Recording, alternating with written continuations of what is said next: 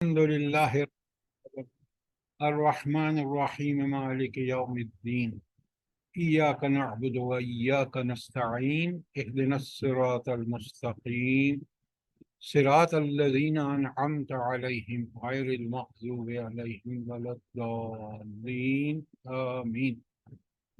الحمد لله الذي هدانا لهذا وما كنا لنهتدي لولا أن هدانا الله.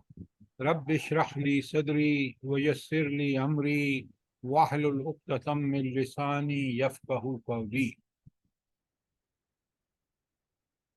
کل ہم نے آیات 114 اور 115 سورہ الانعام کی پڑھی تھیں اور ان کے مفاہیم کو سمجھنے کی کوشش کی تھی، اور اس میں خاص کر اللہ تعالیٰ کی کتاب کی عظمتوں کا ذکر ہے، اور اس کا ایک بہت بڑا معجزہ جو ہے وہ اس کا صدق اور عقل ہے. عدل، صدق اور عقل. صدق کا معنی کیا ہے؟ سچائی. اور قرآن اتنا سچا ہے کہ اس میں جو حالات، واقعات، جو خبریں دی ہیں اس میں اتنا سچا ہے کہ آج تک کوئی اس پر انگلی نہیں اٹھا سکتا. یہ ہے کہ تمت کلمات ربک صدقا وعدلا. اور عدل کیا ہے؟ اس کے سارے قوانین، اس کی تعلیمات، ہدایات عین عدل پر مبنی ہے، اور وہ عدل سے بال برابر بھی ہٹی ہوئی نہیں ہے. اس کے مقابلے میں انسانوں کی لکھی ہوئی تاریخ وہ صدق پر مبنی نہیں ہے. آپ دیکھ رہے ہیں کتنے اعتراض آتے ہیں اس پر.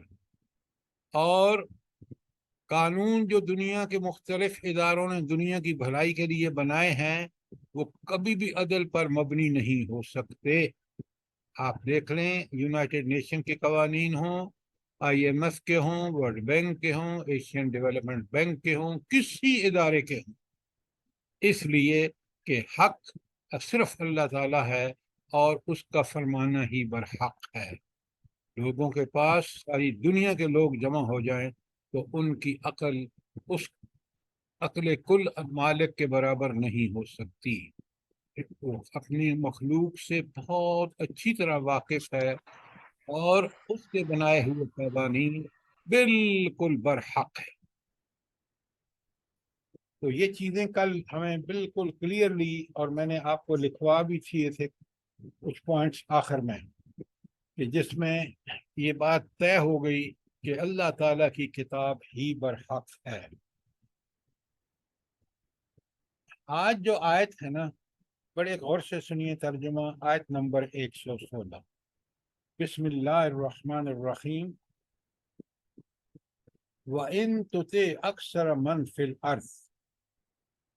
اگر تو اکثریت کا کہا مانے جو دنیا میں ہے، دنیا کے لوگوں کی اکثریت کا کہا مانے، یضلوک عن سبیل اللہ، تو پھر وہ تمہیں اللہ کے راستے سے گمراہ کر دیں گے.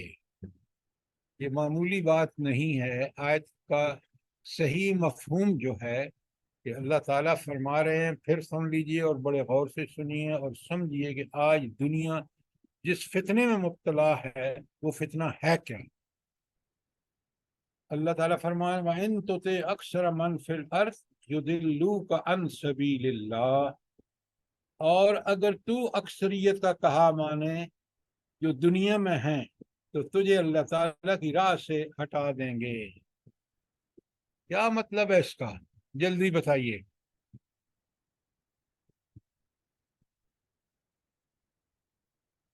یہ ایک بہت سر یہ جو قرآن اور سنت پہ چلیں گے تو ان کے لیے تو مشکلیں پیدا ہو نہیں.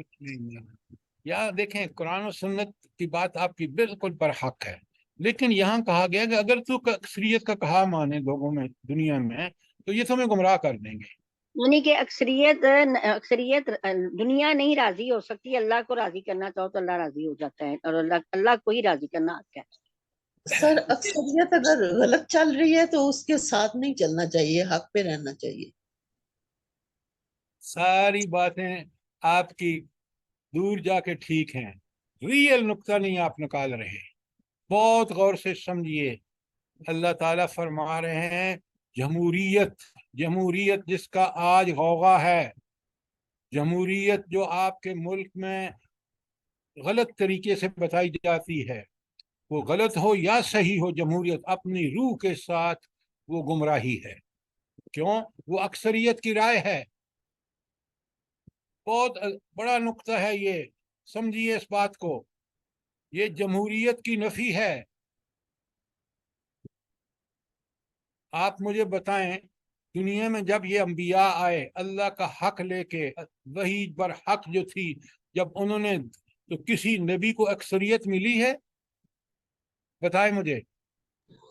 नहीं सर। नहीं सर। ये है वो असल बात कि जमहूरियत जो है ये जमहूरियत है।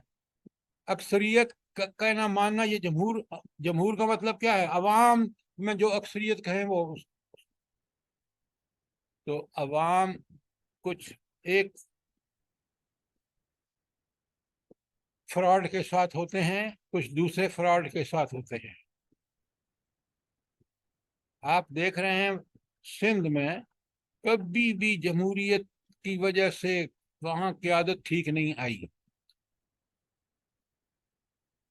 जुल्फ़िकार अली भुट्टो मरहूम चैंपियन थे जमहूरियत के, मुल्क को कहाँ ला के छोड़ा। उसके बाद उनकी औलाद जमहूरियत की चैंपियन थी, अल्लाह के दीन से उनका कोई वास्ता नहीं था।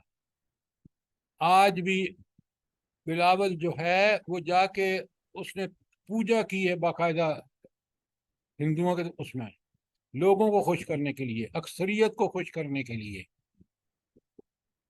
तो लिहाजा ये बात छोटी मत समझें। अल्लाह ताला फरमा रहे हैं बड़ी बरहक बात है, तारीख उठा के देख लें। कुरान वो हक कहता है जो कोई नहीं कह सकता, क्योंकि ये अल्लाह की बात है, अल्लाह ही हक कह सकते हैं कि अगर तू अक्सरियत का कहा माने तो वो तुझे गुमराह कर दे।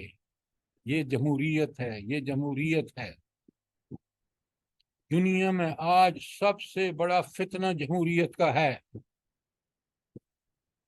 आप क्या समझते हैं अमेरिका में जमहूरियत है? बिल्कुल नहीं।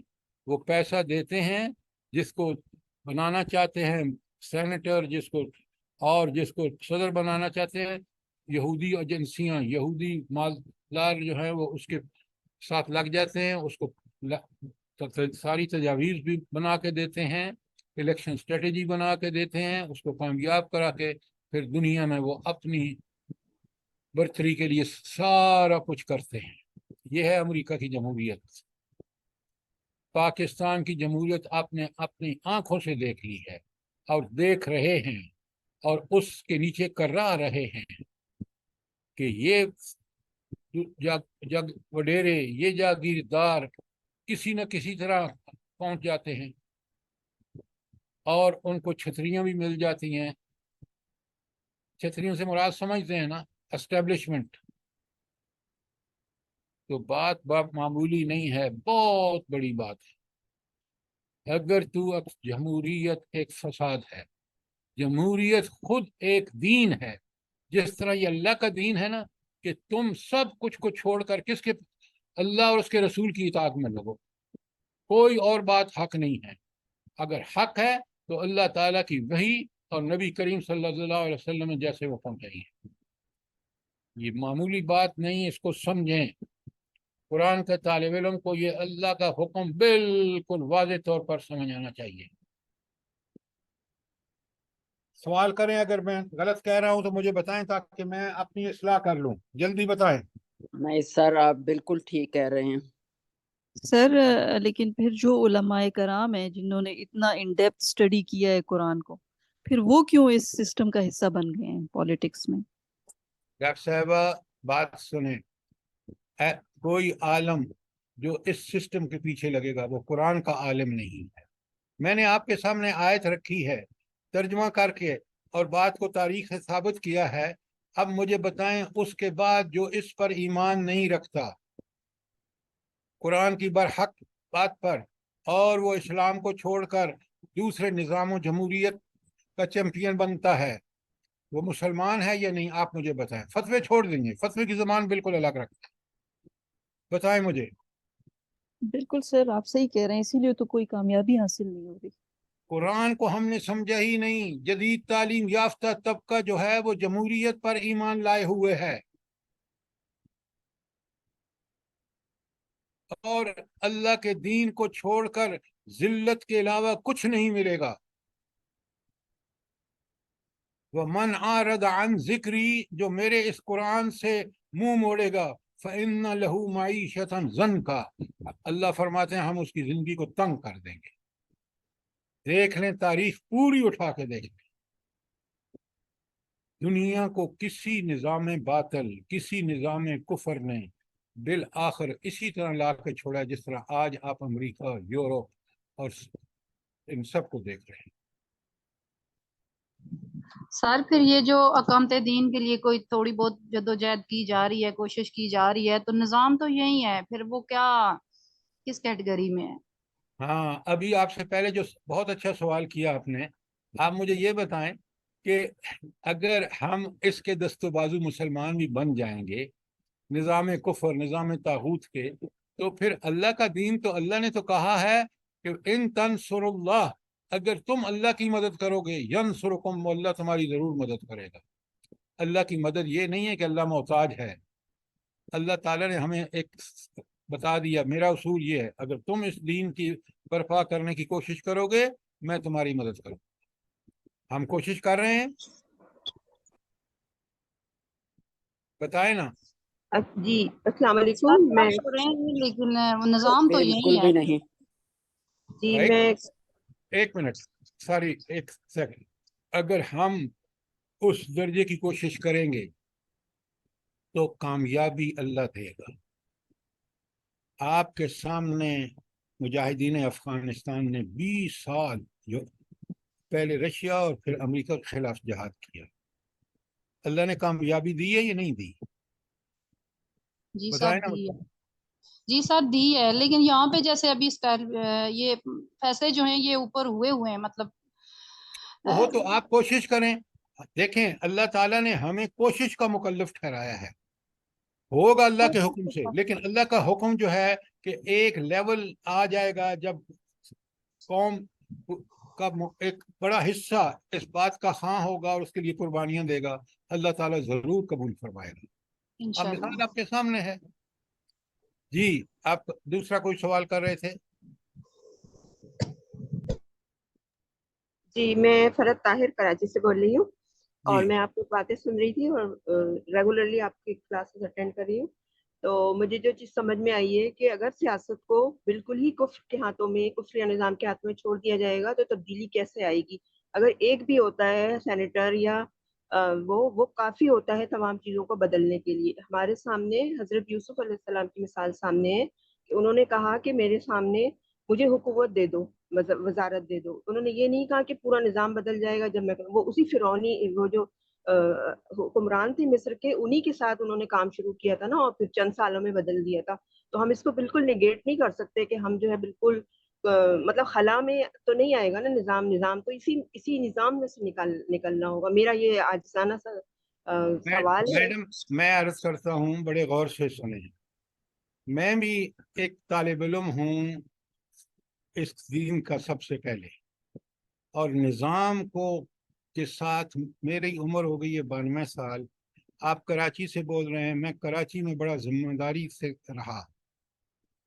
آج ایک بات بتائیں, اگر آپ کہتے ہیں کہ ہمارا سینیٹر اگر وہاں پہنچ جاتا ہے تو دیکھیں ہماری آواز تو آتی ہے, بظاہر آپ کی بات ٹھیک ہے, لیکن ایک بات بتائیں, جب جماعت اسلامی پبلک کے اندر دعوت کی وجہ سے اس کا ایک دبدبہ تھا, کوئی حکومت یہ خلاف قرآن و سنت قانون نہیں بنا سکتی تھی. آج اب اسمبلی میں ٹھیک ہے, میں مانتا ہوں وہ ایک طریقہ ہے, لیکن وہ ایفیکٹو طریقہ نہیں ہے. اگر آپ عوام الناس کو دعوت دے کر ان کو اپنے ساتھ ملا کے اور وہ دیوار کھڑی کر دیں کہ جس سے کفر آگے نہیں جا سکے, پھر یہ رکیں گے. آپ اس لالچ میں کہ کیونکہ ہمارے 1-2 سینیٹر پہنچ جاتے ہیں اور وہاں وہ آواز اٹھاتے ہیں, یہ طریقہ انبیاء کا طریقہ نہیں تھا. انبیاء کا طریقہ یہ تھا کہ مکے میں دعوت دے کے 13 سال ایک ٹیم تیار ہو گئی. آج دینی جماعتوں میں دیکھیں وہ ٹیم کہیں نہیں نظر آ رہی، کیونکہ اس ٹیم کو جنریٹ نہیں کیا گیا قرآن و سنت کے مطابق. لہٰذا اس بات کو بڑا کلیئرلی سمجھیے، یہ ہمیں بڑا دھوکہ ہے.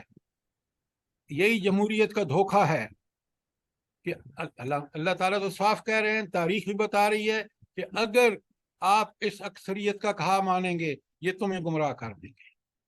آج ہم اسی چکروں میں، انہی کوششوں میں اللہ کی کتاب، نبی کریم کی سنت سے دور ہو رہے ہیں، اور ہم وہ طاقت، عوام کی طاقت، وہ ٹیم نہیں پیدا کر رہے جو ٹیم سچی، ڈیڈیکیٹڈ اور ڈیووٹڈ ہو. آپ کو سر میری بات کوشش ضرور کر رہے ہیں، ہم کوشش تو ضرور کر رہے ہیں، ایسا نہیں ہے کہ یہ آپ کی دین کوشش کی ڈائریکشن غلط ہے کہ آپ جمہوریت جس کا قرآن یہ صاف بتا رہا ہے اس کے پیچھے لگ کے آپ چل رہے ہیں، تو آپ کی ڈائریکشن غلط ہے. خود قرآن کہہ رہا ہے، میں نہیں کہہ رہا، میں اللہ کی بات آپ کے سامنے رکھ رہا ہوں. یہی سب سے بڑی غلطی ہے. آپ کو قرآن و سنت کو پکڑ کے اس کے راستے پہ چلنا ہے، اور کامیابی اسی راستے میں ہے. اس لیے کہ آخری نبی کریم صلی اللہ علیہ وسلم نے ہمارے سامنے پوری زندہ مثال چھوڑ دی.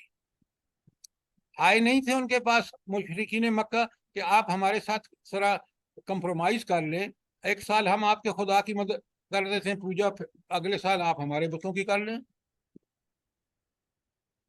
اور وہی اتری، قل یا ایھا الکافرون لا تعبدوا، تو اے کافرو، نہ ہم تمہارے بتوں کی پوجا کرتے ہیں نہ تم ہماری کرو گے.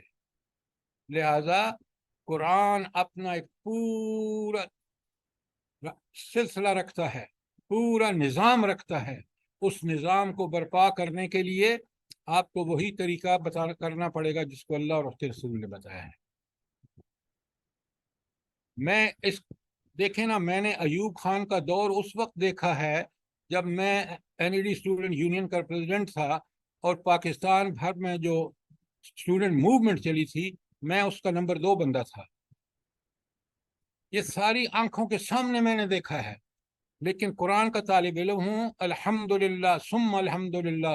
قرآن سے جب تک رہنمائی نہیں لیں گے نا آپ، یہ یہودی یہی چاہتے ہیں کہ آپ بس دیکھیں نا، انہوں نے کتنے لالچ دیے افغانستان کے مجاہدین کو. انہوں نے کہا نہیں، ہم نے قرآن و سنت کو نہیں چھوڑا. اللہ تعالیٰ نے بالآخر ان کو کامیابی دی. آج آپ کے ملک میں بڑے غور سے سنیں، قانون تبدیل کیا جا رہا ہے، منشیات میں سزاؤں کو کم کیا جا رہا ہے، مغرب کے کہنے پر، جمہوریت کے کہنے پر. آج نبی کریم صلی اللہ علیہ سینٹ میں آ رہا ہے بل، میں نے بھیجا ہے آپ لوگوں کو، کہ اس میں تبدیلی لا رہے ہیں کہ نبی کریم صلی اللہ علیہ وآلہ وسلم کی توہین پر جو سزائے موت پہلے سے ہے اس کو تبدیل کر دیا جائے. لہذا مومن جو ہے وہ بڑا ہوشیار ہوتا ہے. وہ یہ لالی پاپ جو جمہوریت کے نام پر امریکہ تقسیم کر رہا ہے، وہ اس کے پیچھے نہیں چلتے. وہ اللہ کی کتاب اور رسول اللہ صلی اللہ علیہ وسلم کے طریقے پر جم کے چلتے ہیں. مجھے آج بتائیں، پاکستان میں اسلام کی جڑیں بہت اچھی تھی پاکستان بنتے وقت. جمہوریت کے طرف سفر کرتے کرتے آج لوگ قرآن اور سنت سے کس قدر واقف ہیں؟ مجھے بتائیں. ہم نے کوئی ترقی کی ہے؟ بتائیں نا مجھے. بالکل بھی نہیں سر، بالکل ہٹے ہوئے ہیں. لہذا یہ باتیں جمہوریت کے ایک چھوٹے سے پہلو کو لے کے کہ جی وہ تو ہم سینٹ میں یہ کرتے ہیں. اگر عوام الناس میں آپ کا کام ہوتا، لوگ آپ کے ساتھ ہوتے، یہ حکمران ڈرتے.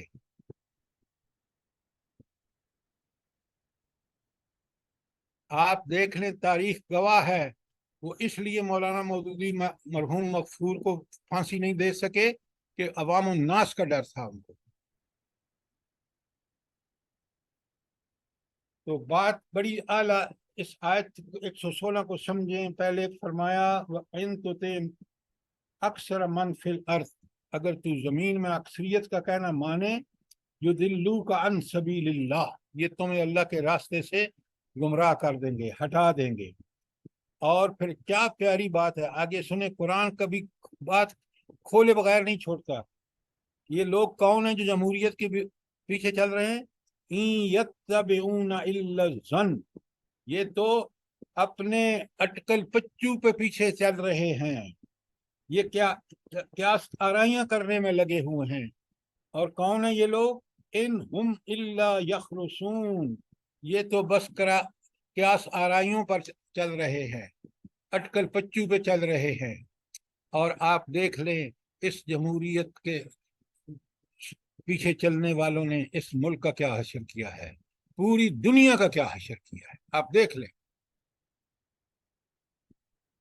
लिहाजा इस आयत को इसके पस मंजर में समझिए, और कितनी बड़ी हकीकत है।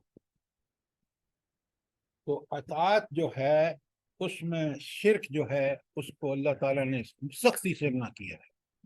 क्या सारे लोग शिर्क कर रहे हो, नबी क्या कहता है?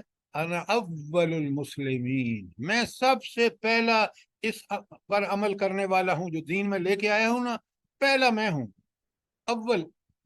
तो दीन पर अमल जो है वो है अल्लाह के यहाँ कामयाबी। और जमहूर के पीछे चलने वाले आप देख लें, आज भी और कल भी जब इलेक्शन होंगे इस मुल्क में, तो आपको वो क़यादत, हरगिज़ साले क़यादत नहीं मिलेगी। क्यों? क्योंकि अवाम नास जो हैं उन्होंने कभी भी हक की हिमायत नहीं की। आप खुद देख सकते हैं कि अंबिया जब आए तो किस कलील तादाद में थे उनके फॉलोअर। लिहाजा एक बात लिख लीजिए कि अददी अक्सरियत में फलाह की कोई जमानत नहीं।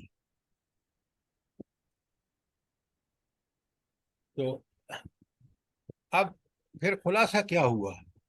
एक है हाकमियत जमहूर, क्या मतलब कि जमहूर अवाम नास की बात को माना जाए जी। और दूसरा है इत्तिबाए कुरान और सुन्नत, कि मानी बात किसकी जाए? कुरान और सुन्नत की। ये दो चीजें बड़ी क्लियरली समझ लीजिए इस आयत से। एक है इत्तिबाए जमहूर, या जमहूर की बात मानकर प्रोग्राम बनाया जाए। आज भी अगर आप देखें ना, तो कितनी बदबख्ती है कि आज भी हमारी हुकूमतें, पढ़ा लिखा तबका, सारे इदारे, वो जी हम इस तरह से निजात हासिल कर सकते हैं अगर हम IMF की ये शर्तें मान लें, अगर हमें अमेरिका हेल्प कर दे, अगर हमें फलां ताकत हेल्प कर दे, फलां अरब हेल्प कर दे, ना हमें अल्लाह पर एतमाद, ना अल्लाह के दिए हुए जो बेहतरीन वसाइल और ज़राए अल्लाह ने हमें दिए हैं, ना उनका ठीक इस्तेमाल। तो अगर हमें कोई भी इस जिल्लत से नहीं निकाल सकता, अल्लाह ने इस जिल्लत से निकलने का वाहिद तरीका अपनी किताब और सुन्नत पर कमा हक़्क़हू, उसका इल्म और उस पर अमल। जमहूरियत की तबाहियां आपके सामने हैं। सारी ये जरा फिक्रा दोबारा से दोहरा दे, मैं पीछे लिख रही थी। अद्दी अक्सरियत वाला जो है जुमला दोबारा से दोहरा दे। जी, अददी अक्सरियत में फलाह की जमानत नहीं।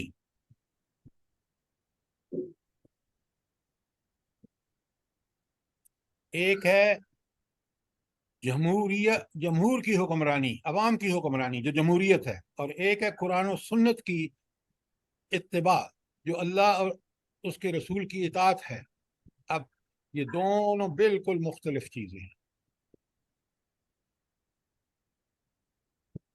सर क्या अफगानिस्तान में क्या जमहूर राह रास्त पर है क्या, या बहुत सख्त डिक्टेटरशिप है? ये आप मगरब की जबान बोल रहे हैं। नहीं अमेरिका, सर, दो ही तरीके हो एक मिनट सकते हैं। मेरी बात सुने, एक मिनट पहले मेरी बात सुने, मैं दलील से बात जी करूंगा। जी जी। आप मुझे ये बताएं कि अब अमेरिका और उसके हवारी वहां नाकाम हो चुके हैं जहादो किताल में, और अब उन्होंने एक प्रोपेगेंडा शुरू किया है। आप मुझे एक बात बताएं, मैंने अमेरिका में पढ़ा है, दुनिया देखी है, क्योंकि मेरा जॉब ऐसा था। आप मुझे ये बताएं کہ یہ جو مخلوط تعلیم ہے اس نے دنیا کو کتنا فائدہ دیا ہے، آپ مجھے بتائیں ذرا۔ اس مخلوط تعلیم نے آپ کے یونیورسٹیوں کے آج سارے جو گل کھل رہے ہیں وہ سب آپ کے سامنے آ رہے ہیں۔ بالکل بالکل، نقصان دیے۔ اچھا، اب اگر وہ یہ کر رہے ہیں کہ بھائی ہم تو الگ کریں گے بچیوں کی تعلیم کو بھی اور لڑکوں کی تعلیم کو الگ الگ کریں گے، کیوں؟ اس کے جو فتنے ہیں اس فتنے میں پھر ملک پورے کا پورا غارت گری میں چلا جاتا ہے۔ تو ان کو صحیح، موقع بالکل دیجیے، صحیح۔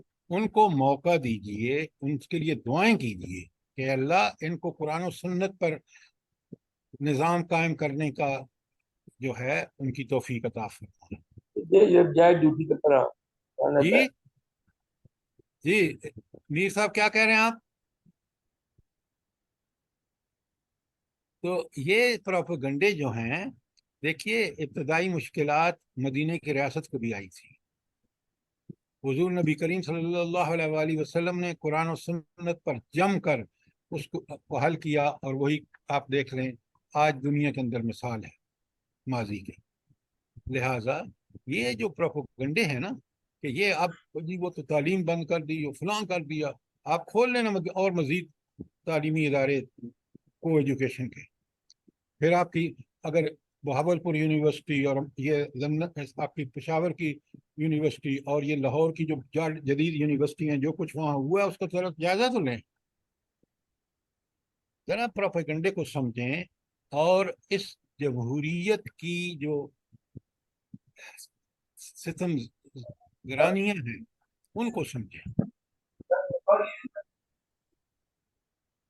چلے سر پھر اس کا تو سر پھر حل یہی ہے کہ آپ کو جمہور کو ہی قرآن اور سنت کے مطابق لانے کی بھرپور کوشش کرنی چاہیے، اس کے علاوہ تو پھر بہت مشکل ہوگا سر یہاں پہ اسلامی نظام لانا۔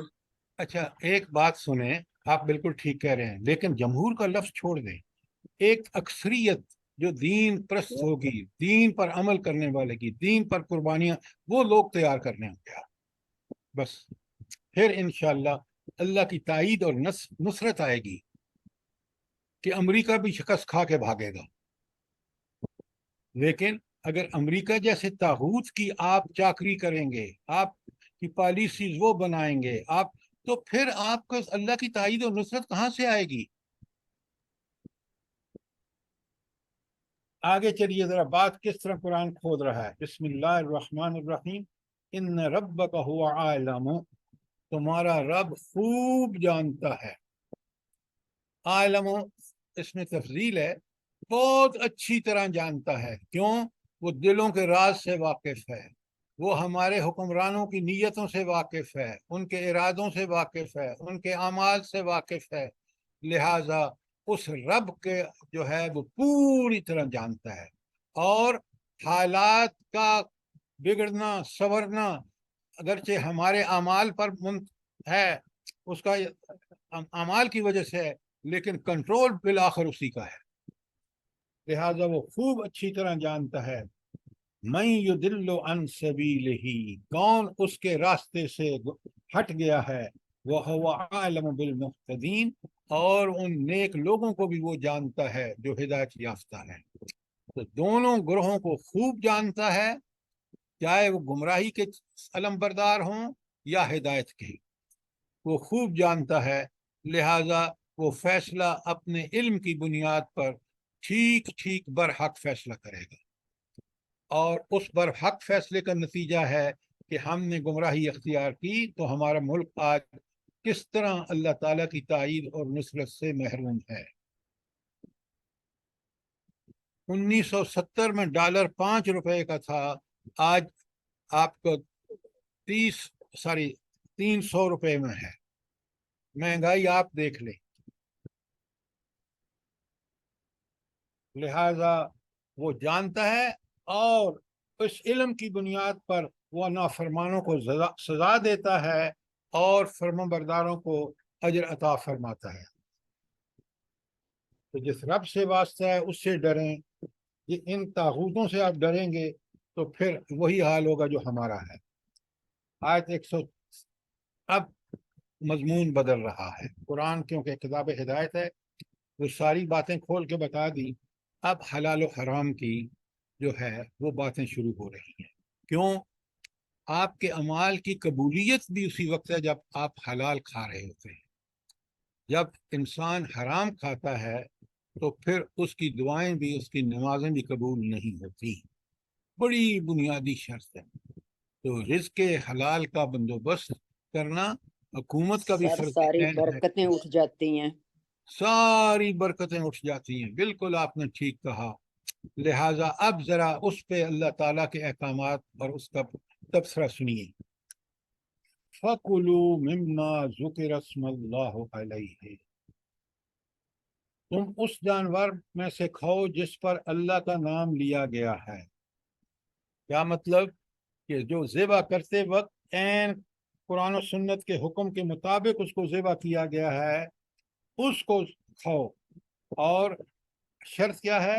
ان کنتم بآیاتہ مؤمنین، اگر تم ہمارے احکامات پر یقین رکھتے ہو تو پھر پہلا حکم تمہیں دیا جا رہا ہے کہ تم اس جو اللہ کے نام پر ذبح کیا گیا ہو اس کو کھاؤ.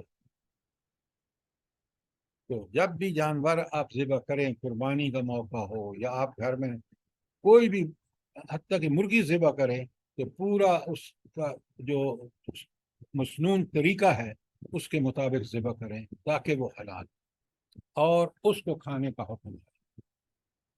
تو حلال کو حرام قرار دینا جو ہے وہ ایمان کے خلاف ہے. ان کنتم مومنین کی شرط یہی بتاتی ہے کہ جس نے حرام کھانا شروع کر دیا حلال کو چھوڑ کر، گویا اس نے اپنا ایمان ضائع کر دیا.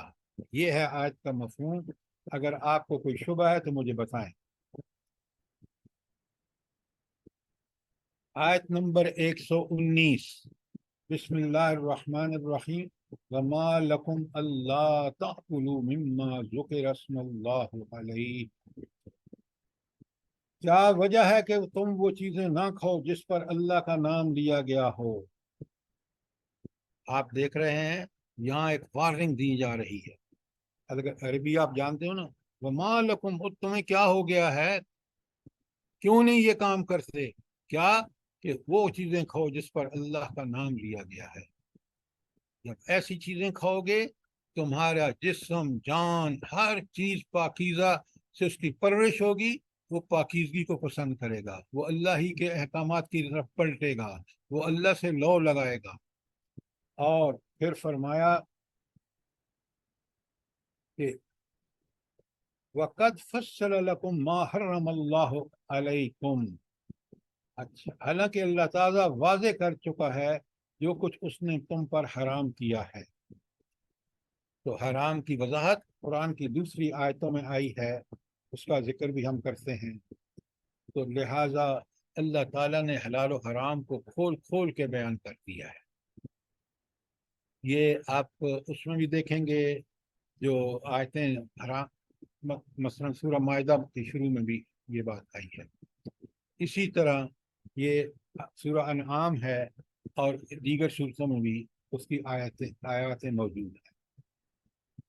وَقَدْ فَصَّلَ لَكُمْ مَا حَرَّمَ عَلَيْكُمْ، اللہ تعالیٰ نے تو وضاحت سے بیان فرما دیا جو کچھ تمہارے لیے حرام ہے. اللہ، ہاں دیکھیں قرآن اللہ تعالیٰ انسانوں کی مجبوریوں کا خاص خیال رکھتا ہے. اللہ، مگر ما اضطررتم الیہ، مگر وہ چیزیں نہیں جس کی طرف تم مجبور ہو جاؤ. کیا مطلب ہے اس کا؟ مطلب یہ ہے کہ اگر انسان حالت اضطرار میں چلا گیا، مجبوری، مرنے کا ڈر ہے اور حلال چیز اویلیبل نہیں ہے، حرام چیزیں کچھ موجود ہیں، تو اللہ تعالیٰ اس حال میں بندے کو اجازت دیتا ہے کہ وہ اپنی جان بچانے کے لیے اس وقت جو ہے وہ حرام کا تھوڑا سا استعمال کر کے اپنی جان بچا لے، تاکہ پھر جب اس کو اویلیبل ہو حلال تو اس سے کھائے. تو مجبوری کی حالت میں، انتہائی مجبوری کی حالت میں، حالت اضطرار میں، مجبوری کی حالت میں اللہ تعالیٰ نے اجازت عطا فرما دی. کیوں؟ یہ عملی مشکلات تھیں، اور قرآن پوری حالات کے سامنے پیش نظر رکھ کے حکم دیتا ہے.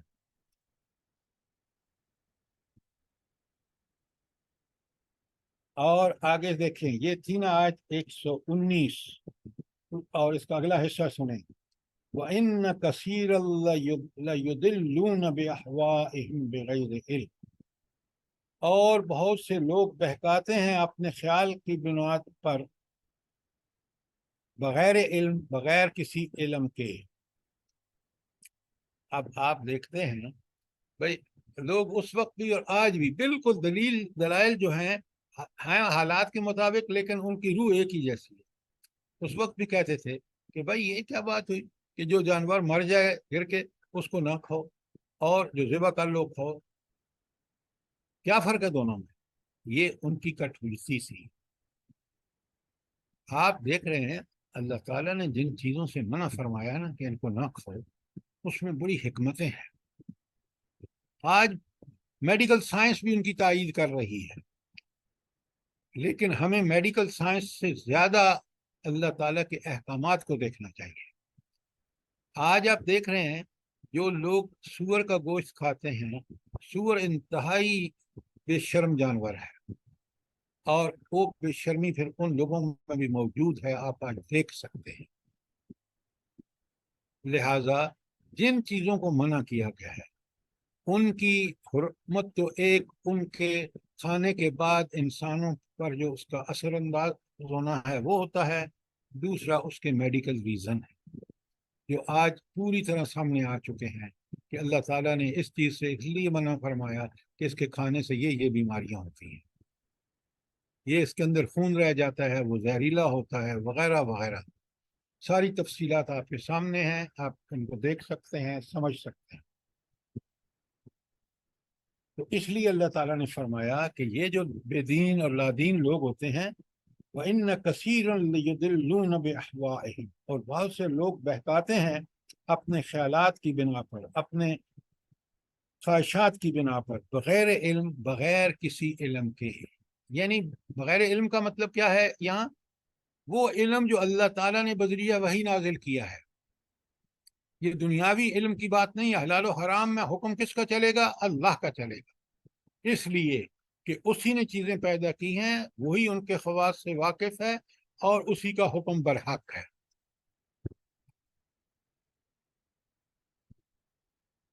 ان ربک هو اعلم بالمعتدین، اور تمہارا رب خوب واقف ہے ان لوگوں سے جو اللہ کی حدود سے تجاوز کرتے ہیں. تو انسان کو بالآخر قیامت کے دن حساب دینا ہوگا ہر عمل کا، اور خاص کر وہ لوگ جو اللہ کی قائم کردہ حدود، چاہے وہ حلال و حرام کے بارے میں ہوں، چاہے وہ جائز اور ناجائز کے بارے میں ہوں، چاہے وہ کسی زندگی کے کسی شعبے کے بارے میں ہوں، ان کو فالو کرنا ہمارے ایمان کا تقاضا ہے. اگر ہم کسی معاملے میں بھی اس کی حدود کو پار کر رہے ہیں، وہ نکاح و طلاق کی ہوں، وہ کھانے کمانے کے بارے میں ہیں، وہ حلال و حرام کے بارے میں ہوں، تو انسان جو ہے اس نے اللہ کی حدود کا سے تجاوز کیا. اس کا پھر جواب اس کو آخرت میں دینا ہوگا، اور جب وہ جواب نہیں دے سکے گا تو پھر اس کو جہنم اس پر لازم ہو جائے گی. اور اگر وہاں وہ انکار کرے گا تو پھر پتہ ہے کیا ہوگا؟ بتائیں. اس کے ہاتھ پاؤں اور اس کا اپنا منہ جو اللہ کے سامنے گواہی دے گا، اس کے سامنے گواہی دے گا. جی. بچ سکے گا وہ؟ بتائیں مجھے. ہرگز نہیں بچ سکے گا. اس لیے آپ اللہ رب العالمین کے احکامات کی پاسداری کیجیے، حدود سے تجاوز مت کیجیے، حدود کے اندر رہیے.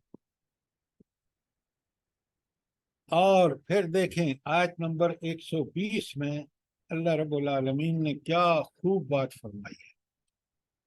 وَذَرُوا ظَاهِرَ الْإِثْمِ وَبَاطِنَهُ، تم ظاہری اور باطنی سب گناہ چھوڑ دو.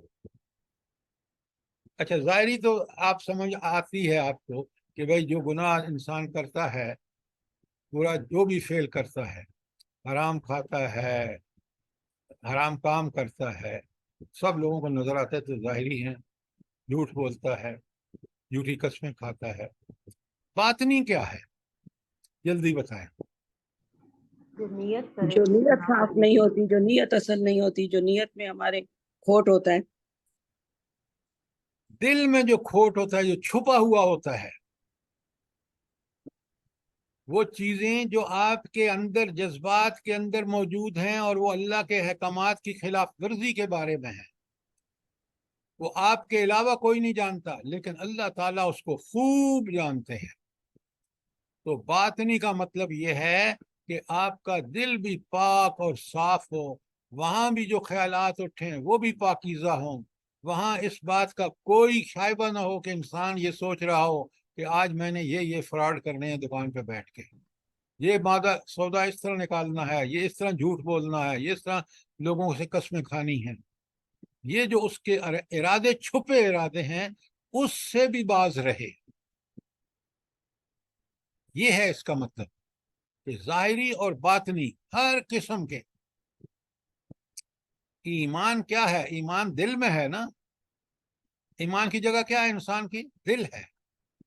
اس دل کو پاکیزہ بنا لیں، اس دل کو اللہ سے محبت سے سرشار کر لیں، اس دل کو اس طرح اللہ کا گرویدہ بنا لیں کہ یہ اللہ کی حکم کے خلاف نہ چلے،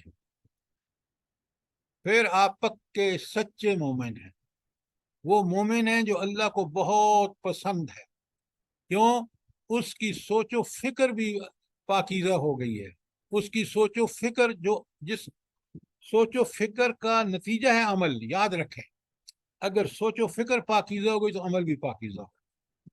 لہذا جس شخص نے اپنے دل کو اللہ کے ساتھ ایسا جوڑ دیا کہ وہ گرویدہ ہو گیا اللہ کا، اللہ کی صفات کا، اللہ کے احکامات کا، اللہ کے فرامین کا، یقین مانے پھر وہ برائی نہیں کرے گا۔ تو لہٰذا یہ باطنی جو ہے نا گناہ، ان کو چھوڑ دو کہ اس کی سوچ بھی آپ کے دل میں نہ آئے۔ یہ کس وقت ممکن ہے؟ جب رب کی عظمت، اس کے سامنے قیامت کے دن لقاء اللہ، اللہ کے سے ملاقات ہونی ہے، وہاں میں نے حساب دینا ہے۔ معمولی بات نہیں ہے، بہت بڑی بات ہے۔ یہ جب آپ حاصل کر لیں گے تو کوئی وجہ نہیں ہے کہ اللہ تعالیٰ آپ سے وہ عمل بھی پاکیزہ کرنے کی توفیق عطا فرمائے گا جو ظاہراً آپ کریں گے۔ تو حکم آپ نے دیکھا کہ وَذَرُوا، چھوڑ دو، الگ ہو جاؤ، کس سے؟ اللہ تعالیٰ فرماتے ہیں ہاں وَذَرُوا ظَاهِرَ الْإِثْمِ وَبَاطِنَهُ، آگے فرمایا ان الذین یکسبون الاسم، وہ لوگ جو گناہوں کا ارتکاب کرتے ہیں، سیجزون بما کانوا یقترفون، تو وہ عنقریب اپنے کیے کی سزا بھگتیں گے۔ یہ اللہ کا اصول ہے، اس سے کوئی بچ نہیں سکے گا۔ یہ لوگ جو کہتے ہیں نا ہمیں فلاں بچا لے گا، فلاں بچا لے گا، بالکل جھوٹ۔ اللہ تعالیٰ کے سامنے تو کوئی دم نہیں مار سکتا۔ اللہ پوچھتے ہیں، آپ روز پڑھتے ہیں، من ذا الذی یشفع عندہ الا باذنہ، ہے کوئی مائی کا باپ، مائی کا بیٹا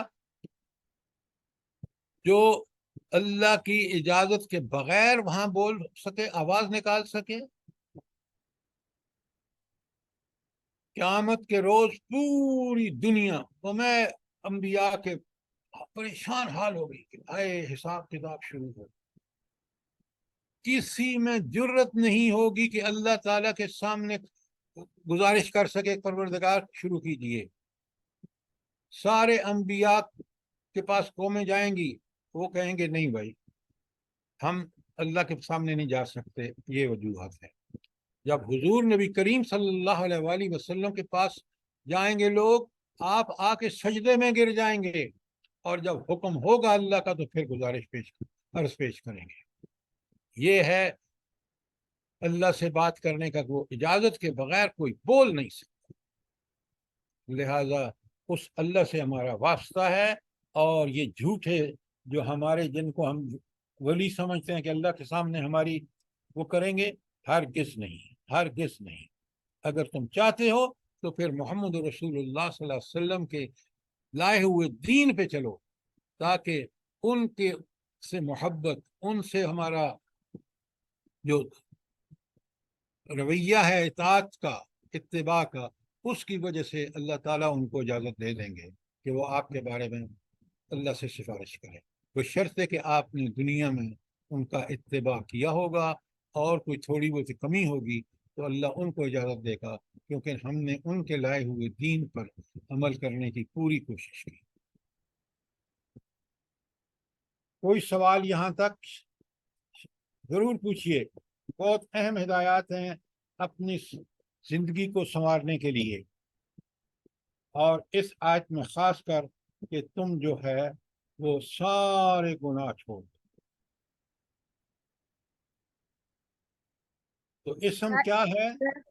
سر اس کا مطلب ہے کہ ہم نے اپنا محاسبہ ہر وقت کرتے رہیں کہ ظاہری طور پر یا باطنی طور پر ہم اللہ والے ہیں یا نہیں ہیں۔ تو یہ اگر ہمارے ارد گرد اگر یہ ایسے کام ہوتے ہوں جو ظاہری اور باطنی غلط ہوں، تو بس ان کو کہہ دینا ہی حق کیا ہے، وہ عمل کرے نہ کرے وہ علیحدہ بات ہے۔ آپ نے حکمت سے ان کو ضرور سمجھانا ہے، نکتہ چینی اس طرح نہیں کرنی کہ وہ آگے سے ضد پہ آ جائے۔ بات سمجھانی بھی ہے تو ان کو بتائیں کہ یہ ہیں اللہ تعالیٰ کے کرنے کے کام، قرآن نے اور نبی کریم صلی اللہ علیہ وسلم نے بتا دیے۔ سر یہ سب سے پہلا کام تو جھوٹ ہے، جھوٹ نہیں چھوڑتے لوگ، بہت ایمان والے بھی بنتے ہیں پھر بھی جھوٹ بولتے ہیں، میں نے کئی لوگوں کو آزمایا ہے، آپ جھوٹ مجھے جب تک نہیں چھوڑیں گے۔ آپ مجھے ایک بات بتائیں، وہ مومن کہاں ہے جو جھوٹ بولتا ہے؟ جی اوپر سے تو ہے نا، جیسے اب ظاہری باطنی ہم پڑھ رہے ہیں، اوپر سے تو لگتا ہے 5 وقت نماز پڑھ رہا ہے اور اللہ کا بڑا ذکر کرنے والا ہے جی، اور اسی میں نے نوٹ کیا کہ اکثر اوقات وہ باتوں میں جھوٹ بول دیتا ہے، مجھے بڑی تکلیف ہوتی ہے کہ یہ پھر سچا مومن کدھر سے ہے؟ جھوٹ ہی نہیں چھوڑیں گے۔ ہم سب کو چاہیے سب سے پہلے جھوٹ کو اپنے سے دور کریں، پھر انشاءاللہ باقی چیزیں آئیں گی ہمارے اندر۔ آپ بالکل ٹھیک کہہ رہے ہیں، لیکن ان کو یہ نہیں پتا، اگر اس کا یہ ایمان ہو کہ میرا اللہ واقف ہے، جو بات میں بول رہا ہوں اللہ کے فرشتے ریکارڈ کر رہے ہیں، تو پھر وہ جھوٹ بولے گا؟ جو بات بات پر جھوٹ بولتا ہے اس کی نماز ان الصلاۃ تنہی عن الفحشاء والمنکر، جھوٹ منکرات میں سب سے بڑا ہے، اور نماز اس بات کی پابند کرتی ہے انسان کو کہ منکرات کو چھوڑ دے۔ بے شک ہم چھوٹے چھوٹے تھے، ہماری امی کو اللہ جنت دے، وہ کہتی تھی کہ زیادہ بھی مت بولو کہ فرشتے بیٹھے ہیں لکھ رہے ہیں آپ، تو ہمیں سمجھ نہیں آتی تھی کہ فرشتے کہاں ہمارے پاس بیٹھے ہیں۔ اب ہمیں اچھی طرح سمجھ آ گئی ہے کہ تربیت کیا چیز ہوتی ہے، والدین کی تربیت بہت بڑی چیز ہوتی ہے۔ یہی آج المیہ ہے کہ ہمارے گھروں میں ہمارے والدین جو ہیں وہ ہماری تربیت ٹھیک نہیں کر رہے، کیونکہ ان کے اپنے دنیا میں اتنے غرق ہیں، ان کے پاس وقت ہی نہیں ہے۔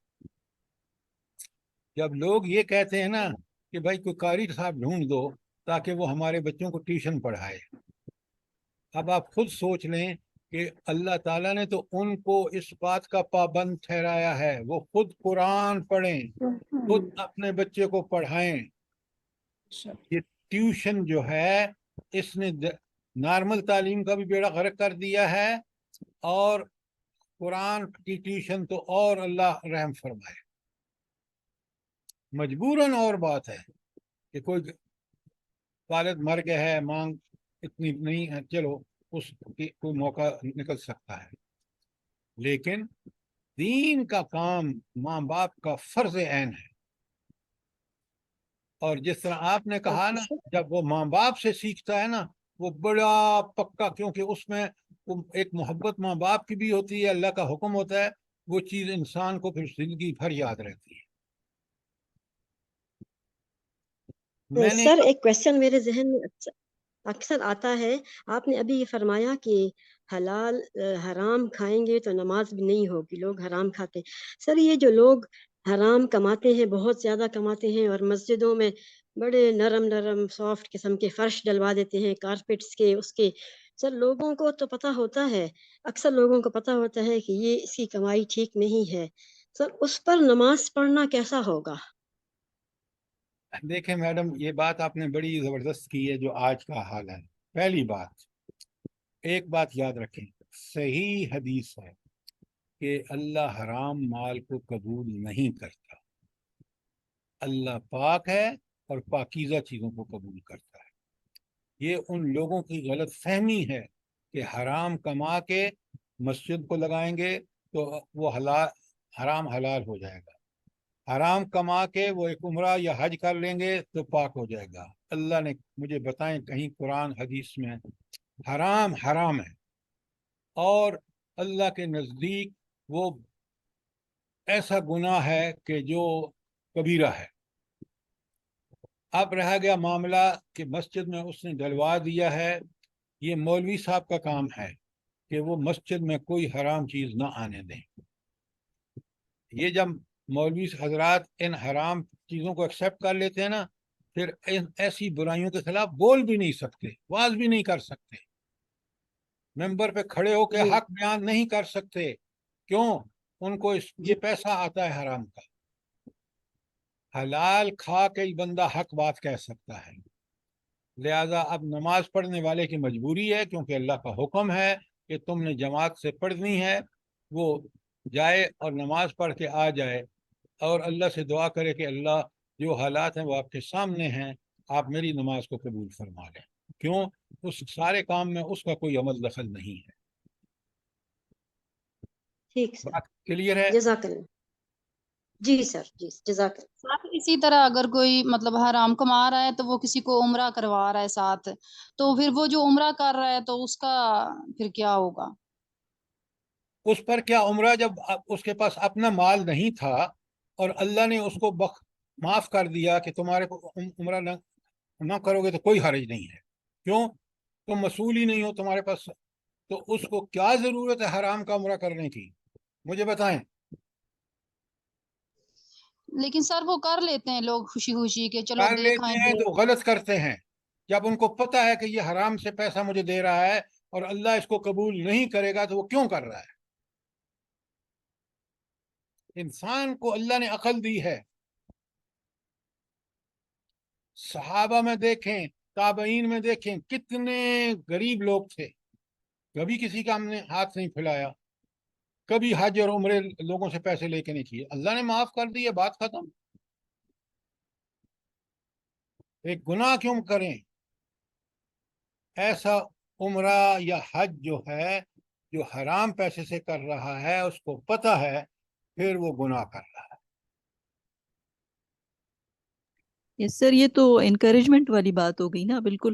اگر وہ انکار بالکل کر آپ نے ٹھیک تو یہ کہا۔ تو اچھی، یہ تو انکار کر دے گا تو وہ اور سوچے گا کہ بھئی اتنا میں یعنی ذلیل ہوں اس کے سامنے کہ میں جو ہے میرا وہ بھی مال بھی یہ قبول نہیں کر رہا، وہ خود سوچے گا، کیا پتا وہ باز آ جائے اپنے حرام سے پھر۔ بے شک ڈاکٹر صاحبہ آپ نے بالکل ٹھیک کہا۔ مومن بڑا غیرت، ایمانی غیرت ہوتی ہے اس کے اندر۔ دیکھیں نا، مسکین کے بارے میں کہا گیا کہ حالانکہ وہ ضرورت مند ہے، لیکن اللہ نے اس میں اتنی ایمانی غیرت رکھی ہے کہ دوسروں کے سامنے ہاتھ نہیں پھیلاتا، وہ آپ کو دیکھنا پڑتا ہے، سمجھنا پڑتا ہے، معلوم کرنا پڑتا ہے۔ کتنی تعریف کی ہے اس کی۔ لہٰذا آپ ایک بات یاد رکھیے، ہمیں دنیا میں یہ بات یاد رکھنی چاہیے، ہم جو بھی عمل کر رہے ہیں نا، اگر ہم جائز طریقے سے کر سکتے ہیں تو کریں، ناجائز طریقے سے ہرگز نہ کریں۔ اللہ چاہے گا تو اس کی ضرورت پوری کر دے گا، اللہ نے آپ کو اس کا مسئول نہیں ٹھہرایا۔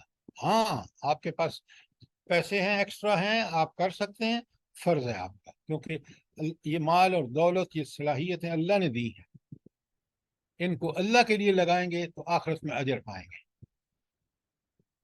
اللہ تعالی ہمیں اس دنیا کے اندر وہی اعمال کرنے کی توفیق عطا فرمائے جو آخرت میں ہمارے لیے سرخ روئی کا سبب ہو۔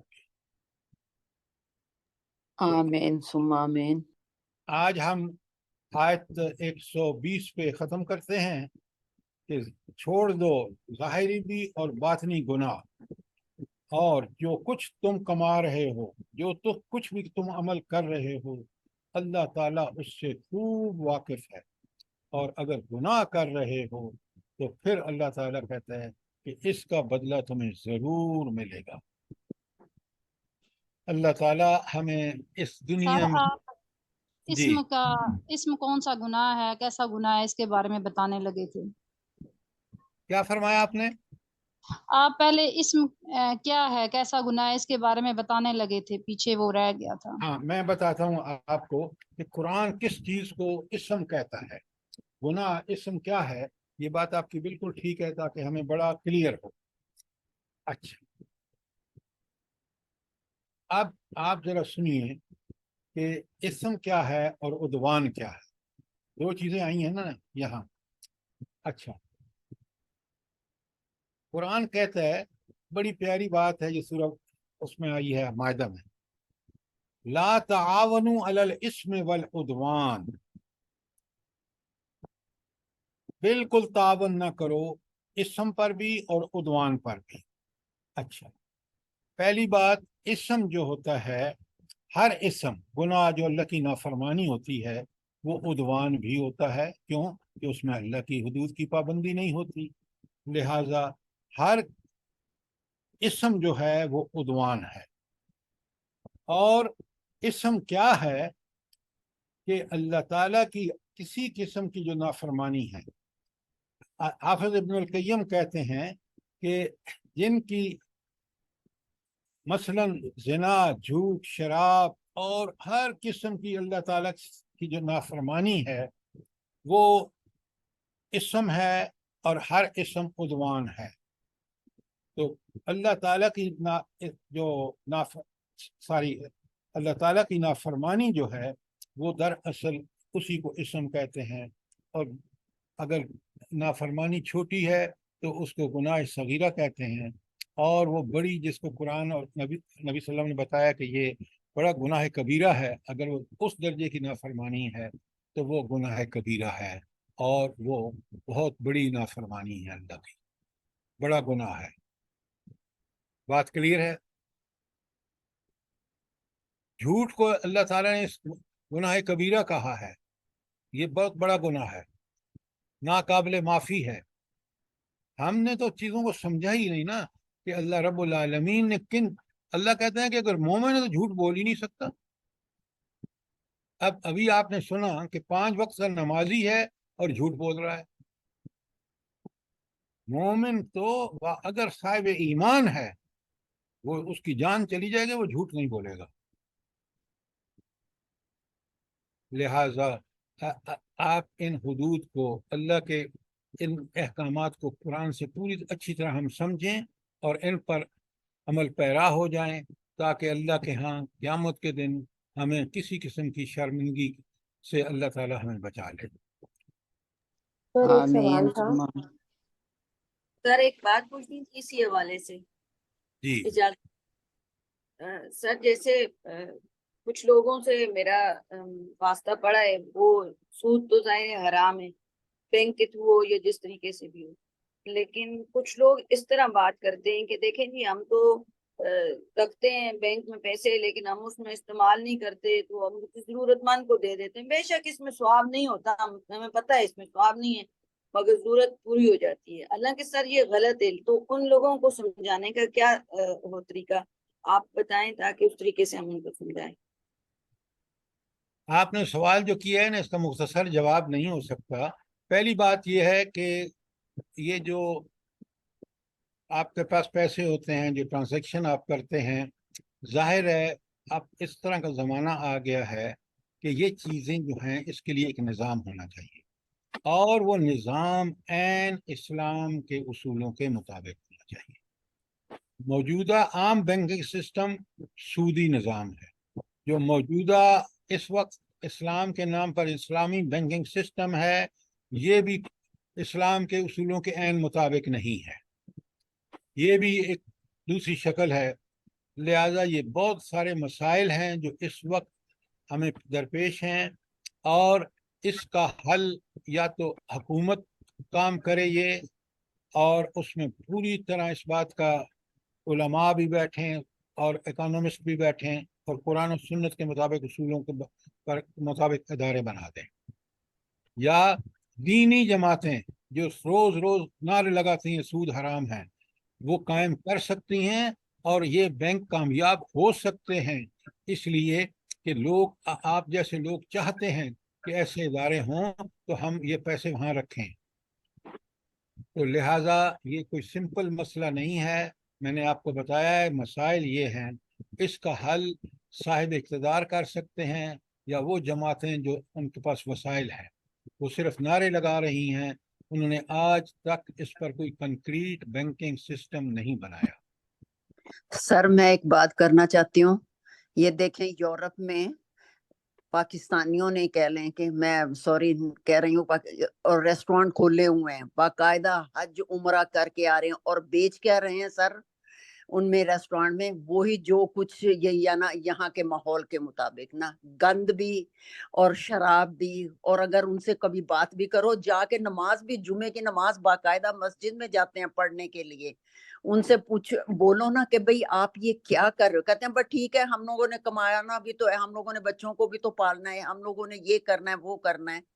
تو بھی آپ دیکھیں یہ کہاں کی مسلمانی ہے پھر.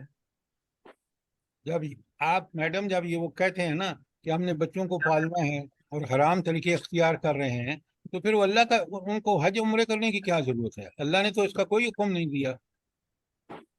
بھائی وہ ایسا کاروبار بھی تو کر سکتے ہیں جس میں وہ دیکھیں خود بھی حرام کھا بالکل حلال کمائی کر سکتے ہیں. چھوٹا سا کچھ کر لیں چھوٹا لیکن نہیں وہ لوگوں کو دکھانے کے لیے کہ میرا نام ہو اور یہ اور وہ لوگ بولیں ہاں جی فلانے نے ریسٹورانٹ کھولا ہوا ہے کما رہے ہیں اور بہت اچھا. اور یہ نہیں پتا کہ وہ زندگی میں حرام کما رہے ہیں اور کیا کر رہے ہیں یہ لوگ. بس اللہ سے دعا کریں اس لیے کہ جو حرام کماتا ہے آدمی تو وہ جس اولاد پہ خرچ کرتا ہے وہ نافرمان. حالات آپ کے سامنے ہیں اور وہ دین سے بالکل دور بالکل دور دور ہوتے چلے جاتے ہیں. اللہ تعالیٰ اس آزمائشوں کے موقع پر آج وہ دور ہے نبی کریم صلی اللہ علیہ وسلم نے فرمایا کہ فتنے بارش کی طرح برس رہے ہوں گے.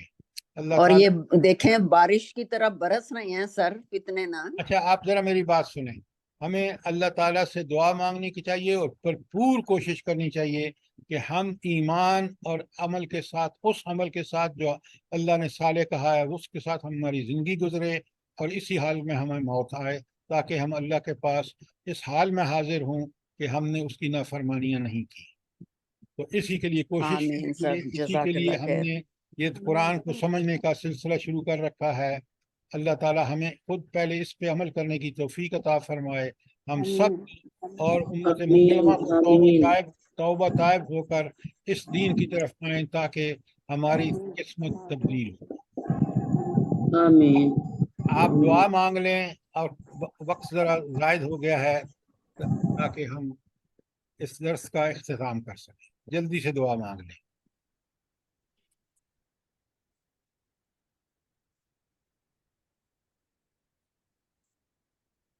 سبحانک اللہم و بحمدک اشہد ان لا الہ الا انت استغفرک و نتوب الیک. ربنا لا تزغ قلوبنا بعد اذ ہدیتنا ربنا لا تزغ قلوبنا بعد اذ ہدیتنا وہب لنا من لدنک رحمۃ انک انت الوہاب. ربنا ظلمنا انفسنا وان لم تغفر لنا وترحمنا لنکونن من الخاسرین. ربنا وجعلنا مسلمین لک ومن ذریتنا امة مسلمات لک وارنا مناسکنا وتب علینا انک انت التواب الرحیم. ربنا آتنا فی الدنیا حسنۃ وفی الآخرۃ حسنۃ وقنا عذاب النار. سبحان ربک عزت عما یصفون وسلام علی المرسلین والحمد للہ رب العالمین.